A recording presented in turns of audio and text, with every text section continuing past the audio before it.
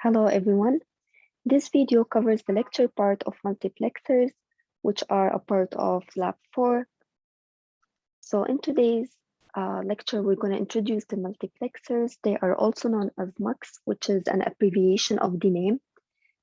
Next, we're going to start by looking at the 2-to-1 MUX truth table, and then we will move on to the 2-to-1 MUX Boolean expression, which defines the output of a 2-to-1 MUX. And finally, we're going to look at the BHDL code for a 2-to-1 MUX.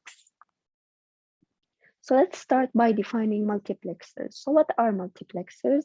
They are simply a combinational logic circuit that is used to select one input only among several number of inputs. And the selection is based on a bit called a selection bit. So the selection bit will select one of the inputs, and then the input that is selected will be our output. So for example, we can see here that I0 stands for 0 and I1 is 1.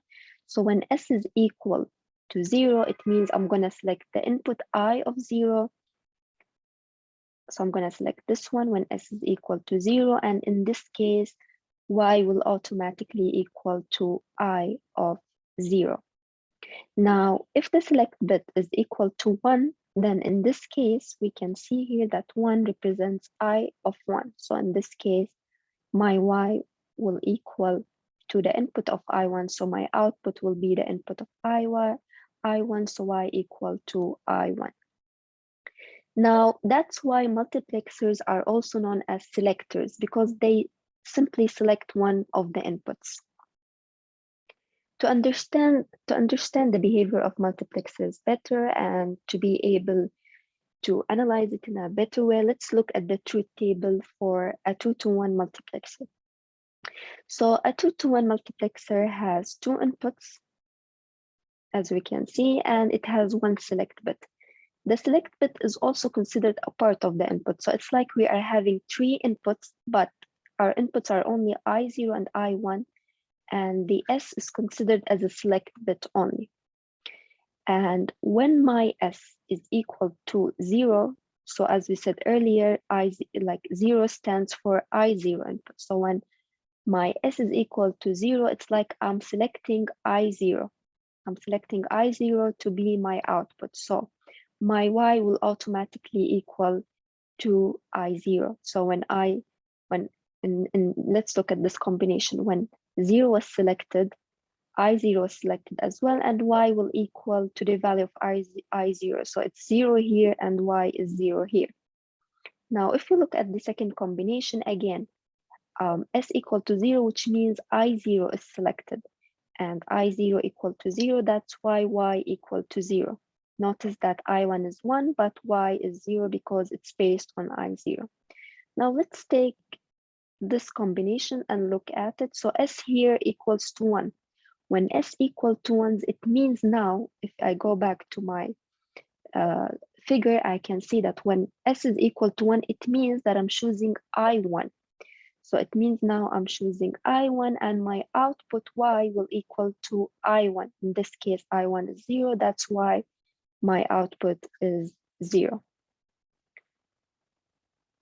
And this is simply a summary of what we were trying to do. Whenever S is 0, I0 is selected, and then my Y will automatically be exactly like I0. So when S is 0, I0 is selected and Y equal to I0. And when S is equal to 1, we can see that we select I1 will be selected and the output will equal to simply I1. So Y equal to I1. Now let's look at another example. It's basically the same 2-to-1 multiplexer, but in this case, I have two inputs, which are called A and B. So the same idea here, and I have a select bit. So my select bit, of course, because it's one bit, so it will only accept 0 and 1. And my multiplexer is labeling that when 0 is selected, it means I'm choosing A. And in this case, my Y will equal to A. But when my S equals to 1, if I refer to the label here, so Y means B, in this case, my Y will be B. So it's the same idea. This is a summary of the output. So whenever S is selected, in this case, I can see that whenever S is equal to 0, I'm selecting A and Y will equal to A. And when S is equal to 1, I'm selecting B and Y will equal to B. So now we want to look at the max 2-to-1 max Boolean expression. Now, how can we get the Boolean expression? We can use the K-map to minimize the max operation and express it as a Boolean function.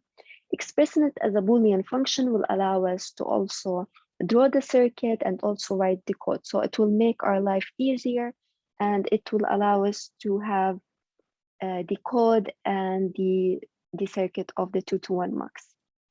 So I used a 2-to-4 K-map, and based on the operations that I did, I got the following expression for Y, which is simply S naught ANDed with B, and then the output is ORed with S and B. So this is the Boolean expression that I got from the K-map. Now I can use this Boolean expression to draw the logic circuit of the 2-to-1 multiplexer. So let's now try to draw it. Now we know that S naught means it's going to an inverter gate, and S naught and 8 means we have an AND gate as well, and then we are ORing with S and B. So we need 2 AND gates, 1 NOT gate, and an OR gate. That's how the diagram looks like for a 2-to-1 multiplexer. So this is the circuit diagram based on the expression that we have, which is Y equal to S naught ANDed with B, and then ANDed with A, and then ORed with S and B. So this is exactly our diagram. Let's trace it. So we have A here, we have B and S. So my first expression is S naught, so S is going through a NOT gate, and then we are ANDing S naught with A, and then this would be the first input of our OR gate, and then the second input of our OR gate would be S ANDed with B. So that's why we have the wire going before the NOT gate, because it's simply S, not S naught, and the second input of the AND gate would be B, and then the output of this would be going through the second input of our OR gate, and finally we are getting our output Y. Now, based on the expression and the diagram, we can start writing our VHDL code. So let's see how the VHDL code for a 2-to-1 max would look like. Now, this would be our code for a 2-to-1 multiplexer using VHDL. Now we're going to introduce something new called when-else statement. So as we go through the code, I'm going to explain it. But first, let's start at the beginning of the code. Again, I like to think of the code as 3 parts. So this is part 1, which is our libraries. And basically, we have 3 libraries that we are using all the time. We're just going to add them as is. And of course, we're going to add comments, like our name to verify our work, and maybe we can add also a line of code explaining what we are trying to do. And here we're simply implementing a 2-to-1 multiplex. Next, I'm going to look at the second part. So again, the second part is simply just stating the name of the entity and defining the input and the output ports. So this entity is, I called it max underscore 21. And let's also remember then, if the entity is called max underscore 21, then the name of our file would be max underscore 21.vhd. Now, as I've seen, this max is 2-to-1, which means it has 2 inputs and 1 output. Our inputs are A and B, as we've seen earlier. And we have an extra input called S, which is simply a select bit. So it's considered as an input, but it's really just selecting. It's considered as a select bit.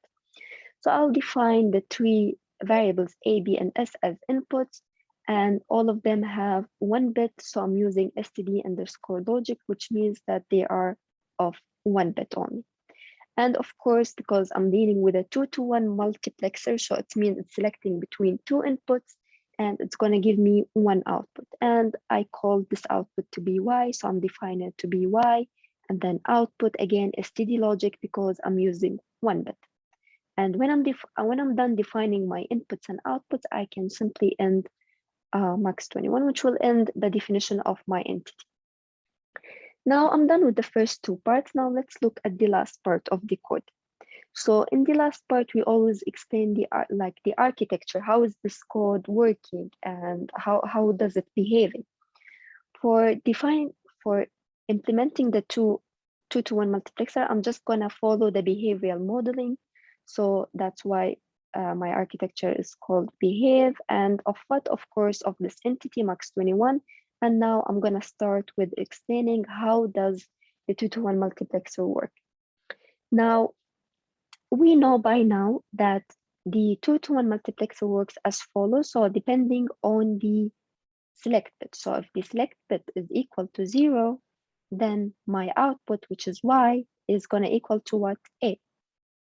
And when my select bit equals to 1, then my output is going to equal to what? It's going to equal to B. So I'll start by saying that y, which is my output, will equal to, now I can use something in VHDL programming called when else.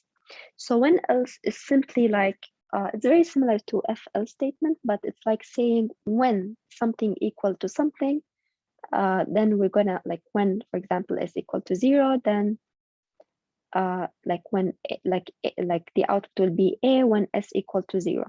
And then of course, because here we have two options, then I'm gonna have to use else. So if this was not true, so if S is not 0, then I have to go to the other option, which means if it is not 0, then of course it's going to be 1, and then my output is going to equal to B. So let's see how I wrote it as a VHDL code. So I'm saying that y will equal to A only when, so that's where I'm going to use the keyword when. So I'm saying that y equals to A when S equals to 0 based on this, because I said when S is 0, then my y is equal to A. And this is not my only option, of course, because it's a 1 bit, so it could be 0 or 1. So now I want to test it for the 1. In this case, I'll write else. So else, if it's not A, then definitely it's going to be B. And this will happen when S equals to 1. And then finally, I'm going to end the behavior. So this is how a VHDL code for a multiplexer would look like: our libraries, our entity, and the architecture. And we introduced something new called when else. It's very simple, as we can see. This is just explaining the behavior of a 2-to-1 multiplexer.